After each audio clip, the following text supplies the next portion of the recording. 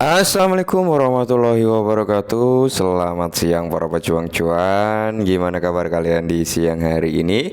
Semoga kalian dalam keadaan sehat semua dan saya doakan sukses semua buat kalian. Amin. Mantap jiwa ya. Dan tentunya buat teman-teman semua, buat rekan-rekan semua ya, saya doakan semoga kalian diberi umur panjang, rezeki yang melimpah dan apa yang kalian harapkan bisa jadi kenyataan. Amin. Oke, teman-teman ya. Tetap secangkir kopi tidak luput kawan-kawan untuk melihat rekondisi daripada keadaan market kali ini, yang dimana kalau kita lihat bersama teman-teman untuk market cap daripada aset kripto kali ini ada lonjakan yang cukup signifikan ya, hampir menyentuh di area 1,2 triliun teman-teman. Saat ini berada di area 1192 ya. Cuman di sini kalau kita lihat untuk Bitcoin dominansnya teman-teman ya, dia juga ikut naik gitu loh. Ini namanya bangke gitu ya kan. Ini namanya aduh, gimana altcoin mau naik drastis kalau Bitcoin dominance ini masih dalam kondisi prima gitu teman-teman ya. Harapan dari kita semua adalah Bitcoin Dom ini turun ya. Karena ini kalau Bitcoin Dom ini naik ya berarti dominasi keadaan saat ini masih mendominasi terhadap Bitcoin, belum koin gitu ya. Oke, kita lihat perkembangannya, kita pantau bersama-sama. Semoga dalam kurun waktu dekat Bitcoin Dom ini bisa turun ya teman-teman ya. Dan kalau kita lihat dari sini teman-teman ya, Bitcoin sudah mencoba kembali recover lagi teman-teman setelah dia mengalami penurunan ya dari 31.400 turun di area 30.000 berapa tadi ya, aku lupa ya, kalian bisa cek sendiri. Dan di sini tentunya untuk altcoin teman-teman ada sedikit demi sedikit recover lah. Oke ya. Jadi di kesempatan kali ini ada sedikit informasi perihal XRP teman-teman. Akankah di tahun ini ya atau dalam kurun waktu hitungan bulan ini akan ketok palu dari XRP melawan SEC ya.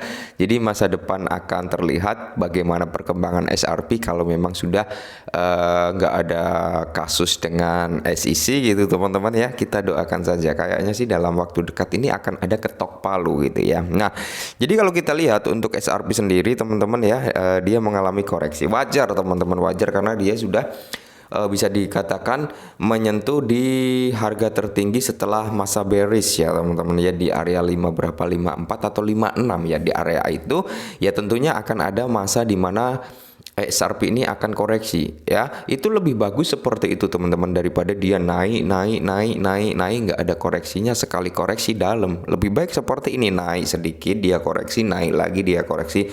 Lebih baik seperti itu daripada dia langsung naik tinggi. Jika koreksi akan sangat dalam, nggak enak gitu ya. Oke, jadi kalau kita lihat untuk market cap juga masih dalam kondisi turun, volume juga masih dalam kondisi turun teman-teman ya, harga juga dalam kondisi turun ya atau koreksi. Oke. Jadi di sini ada sedikit informasi nih buat para komunitas atau army daripada XRP. Langsung kita bahas saja. Nah, informasi yang pertama teman-teman, karena di sini ada beberapa informasi di mana Ripple vs SEC, akankah pertarungan hukum akhirnya berakhir? Oke, jadi dari sekian banyak orang, dari teman-teman semua mengaitkan, Bang, apa sih hubungannya XRP dengan Ripple? Ya. Oke, Ripple ini adalah entitas ya atau perusahaan lah ya, dan XRP ini adalah asetnya gitu teman-teman, bisa dikatakan simpelnya seperti itu gitu loh ya. Jadi gugatan terhadap Ripple ya akan ada kaitannya dengan XRP juga gitu teman-teman ya. Nah, jadi ketika pertarungan hukum akhirnya berakhir, entah dimenangkan SEC atau dimenangkan oleh XRP atau Ripple teman-teman. Nah, jadi di sini ada dua momentum di mana kalau XRP menang ya ini bisa membuat sektor perkriptocurrencyan ya teman-teman ini akan semakin mantap jiwa ya, akan semakin ada pandangan positif terhadap kripto. Tapi kalau dimenangkan oleh SEC teman-teman ya, maka mungkin perkembangan kripto di US sana teman-teman akan sangat-sangat ketat, akan sangat-sangat dipersulit juga gitu teman-teman ya. Jadi kita pantau perkembangannya. Nah, jadi putusan akhir dari kasus SEC Ripple akan memiliki implikasi yang luas untuk pasar mata uang kripto. Potensi menjadi presiden untuk klasifikasi dan regulasi mata uang kripto. Yes ya, jadi putusan SEC dan Ripple ini akan memiliki implikasi yang luas untuk pasar mata uang kripto. Benar teman-teman ya. Nah, jadi kalau kita lihat di sini ada gugatan SEC terhadap Ripple. Kasus-kasusnya ini terjadi waktu tahun 2020 kalau nggak salah ya. Kalau salah mohon dikoreksi ya.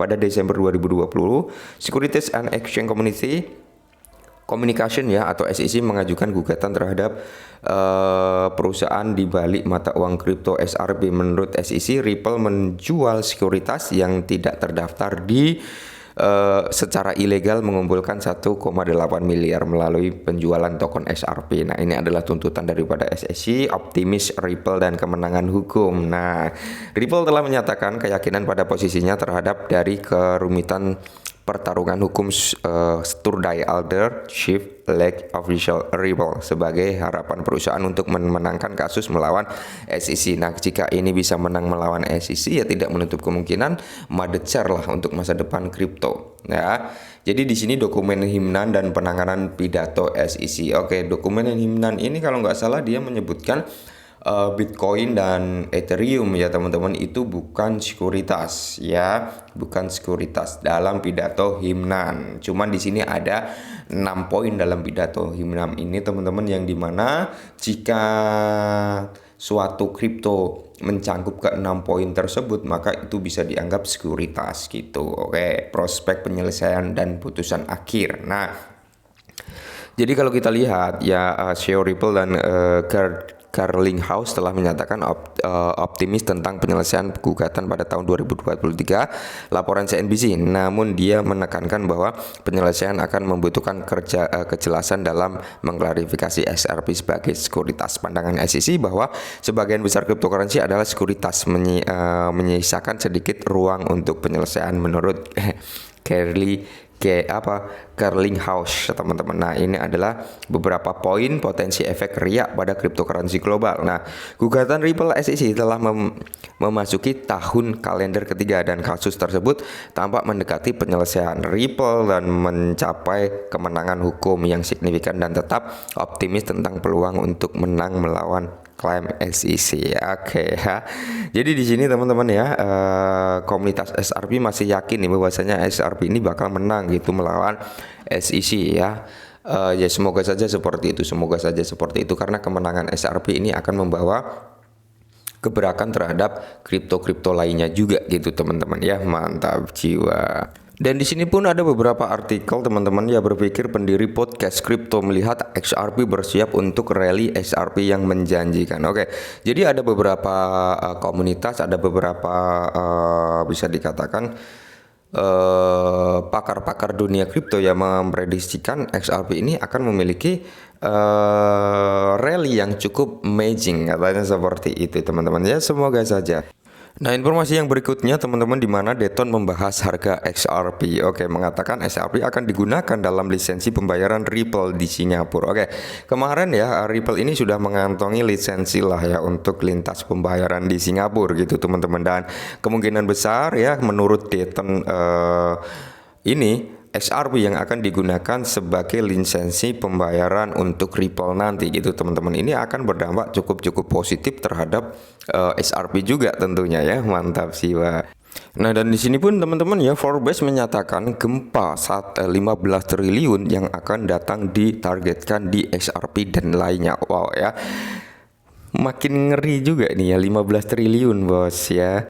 Jadi kalau kita amati bersama teman-teman, di mana peringkat Forbes tentang gempa 15 triliun mendekati pasar kripto yang dipicu oleh minat BlackRock pada Bitcoin ETF, berpotensi membentuk kembali permainan XRP. Oke ya. Jadi kenaikan daripada Bitcoin teman-teman kita singgung sedikit ya, memang ada entitas besar yang sudah mulai memperebutkan spot ETF-nya Bitcoin gitu teman-teman, atau bisa secara simpelnya sahamnya Bitcoin. Nah, kenapa ini sangat diperebutkan? Karena gini, kenapa ini sangat berdampak terhadap Bitcoin? Karena gini teman-teman ya, ketika kita contohkan BlackRock aja ya, BlackRock yang memiliki sekitar 15 triliun ya, ketika dia ngajuin proposal terhadap SEC ya untuk membuat ETF-nya Bitcoin, dan ketika itu di-approve teman-teman, secara otomatis BlackRock ini harus membeli Bitcoin. Oke, entah membeli dari miner, entah membeli dari exchange dan sebagainya gitu, teman-teman. Intinya dia harus memiliki Bitcoin. Ya, dia tetap akan beli Bitcoin dalam jumlah yang cukup besar. Kenapa? Karena untuk membackup orang-orang yang ingin beli Bitcoin ETF melalui entitas BlackRock gitu, teman-teman. Jadi BlackRock harus memiliki aset Bitcoin nyatanya itu, teman-teman. Entah dia beli dari exchange, entah dia beli dari miner, ya, entah dia beli dari mana gitu, teman-teman. Intinya dia punya Bitcoin sebagai jaminan ETF-nya gitu loh, teman-teman ya.